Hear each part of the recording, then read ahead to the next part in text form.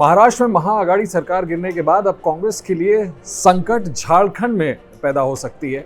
और वो इस तरह से कि झारखंड में पहले ही जेएमएम, हेमंत सोरेन और कांग्रेस के बीच में जो गठबंधन की सरकार चल रही है उसमें फ्रिक्शन बड़ा साफ नजर आ रहा था। पहले से खटपट चल रही थी और अब महाराष्ट्र की सरकार गिरने के बाद ऐसी चर्चाएं हैं कि भारतीय जनता पार्टी अपना पूरा पॉलिटिकल एनर्जी झारखंड में सरकार बनाने पर लगा सकती है। कैसे हो सकता है? अगर हम इसकी पृष्ठभूमि देखें तो पहले ही जो प्रभारी थे कांग्रेस के पॉलिटिकल हैवीवेट आरपीएन सिंह, उन्होंने जब भारतीय जनता पार्टी को ज्वाइन कर लिया था, बीजेपी में शामिल हो गए थे, तभी इस बात के कयास तेज हो गए थे कि हो सकता है वो कांग्रेस के विधायकों को संपर्क में लाएं, बीजेपी के साथ गठबंधन हो और सरकार जो पहले से जेएमएम और कांग्रेस के बीच में चल रही है उसको गिरा दी जाए।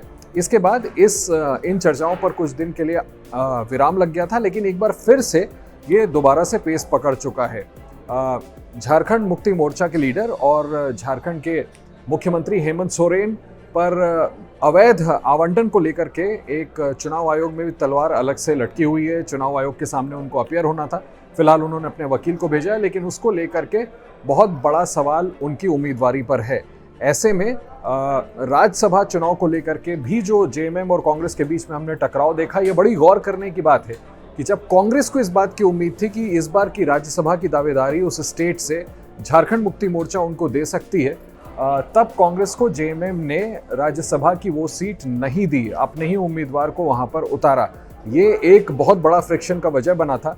और उसके बाद जब ये तय करने की बात आई है कि यशवंत सिन्हा या द्रौपदी मुर्मू, इन दोनों में से किसको जेएमएम अपना समर्थन दे, क्योंकि ऑपोजिशन के जो कैंडिडेट हैं वो यशवंत सिन्हा है, ममता बनर्जी ने उनका नाम प्रपोज किया था और कांग्रेस ने उनका सपोर्ट किया, जो कि जेएमएम के साथ झारखंड में अलायंस में है। लेकिन इसके बावजूद आज तक जेएमएम ने अपने पत्ते नहीं खोले हैं। और हाल में जब मुख्यमंत्री हेमंत सोरेन दिल्ली आए तो उन्होंने अपने विपक्ष के नेताओं से मिलने से पहले जा करके मुलाकात की देश के गृह मंत्री अमित शाह से। और जैसे ही वो अमित शाह से मिलने पहुंचे थे, वैसे ही इन बातों के कयास लगने लगे कि क्या कोई गिव एंड टेक हो रहा है, क्या किसी तरह का निगोशिएशन हो रहा है कि वो द्रौपदी मुर्मू का समर्थन कर दे और उनके ऊपर जो तलवार लटकी हुई है अवैध आवंटन के मामले को लेकर के, उससे उनको कुछ रियायत मिल जाए। उसके बाद वो पहुंचे मल्लिकार्जुन खड़गे से मिलने के लिए। तो उस समय भी उन्होंने खुल करके बाहर आकर के मुलाकात के बाद ये स्पष्ट नहीं किया कि वो किस कैंडिडेट का समर्थन करने वाले हैं। जो आपने अपनी आंखों से देखा है आज का दिन, इसको यहीं तक रहने दीजिए, बाकी ब्रेक के बाद। तो जाहिर सी बात है कि अगर आखिरकार जेएमएम एनडीए की कैंडिडेट द्रौपदी मुर्मू का समर्थन करती है तो निश्चित तौर पर पॉलिटिकल फ्रिक्शन कांग्रेस के साथ होगी। और ऐसे में संभव है कि महाराष्ट्र में जो कुछ भी अभी हमने देखा है वो हम झारखंड में रिपीट होते हुए देखें। और अगर ऐसा होता है तो हम दोबारा से ये कह सकते हैं कि कांग्रेस के लिए राजनीतिक तौर पर बहुत चिंता का विषय है। अभी कांग्रेस राजस्थान में खुद अपने दम पर सरकार में है, छत्तीसगढ़ में अपने दम पर सरकार में है, झारखंड में अलायंस में थी और महाराष्ट्र में अलायंस में थी। महाराष्ट्र की सरकार स्लिप हो गई, महाराष्ट्र की सरकार गिर गई है।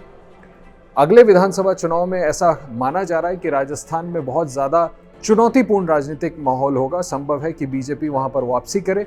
राजस्थान का जो पॉलिटिकल हिस्ट्री है वो यही सजेस्ट करता है कि हर 5 साल पे वहां सरकार बदलती है। ऐसे में संभव है कि कांग्रेस के लिए बड़ी चिंता सामने खड़ी हो सकती है। भूपेश बघेल छत्तीसगढ़ में अच्छा परफॉर्म कर रहे हैं, लेकिन वहां भी अभी निर्णायक तौर पर कुछ नहीं कहा जा सकता है। ऐसे में सिकुड़ती जा रही है राजनीतिक तौर पर कांग्रेस पार्टी। और हमें जो सोर्सेस से जानकारी है उसके मुताबिक कांग्रेस लीडरशिप भी इस बात को लेकर बहुत चिंतित है। और तमाम नेताओं को जो झारखंड से कनेक्टेड हैं, जो प्रभारी, उनको ये कहा गया है कि इस ओर ध्यान दिया जाए कि जो डिसेबिलिटी झेलनी पड़ी है महाराष्ट्र में, उसका वही चीज़ झारखंड में देखने को ना मिले और किसी तरह से झारखंड की सरकार को बचाया जाए। लिहाजा अब ये देखना बड़ा दिलचस्प होगा कि राष्ट्रपति पद की उम्मीदवारी पर जेएमएम क्या फैसला करती है। और हेमंत सोरेन का वो फैसला काफ़ी हद तक ये तय करेगा कि झारखंड में सरकार बचती है या कोई सरकार में बदलाव होता है। लेकिन यहाँ आखिर में हम आपको ये बता दें कि अगर जेएमएम और भारतीय जनता पार्टी झारखंड में एक हो जाती है तो बड़ी ही आसानी से वैकल्पिक सरकार वहाँ बन सकती है।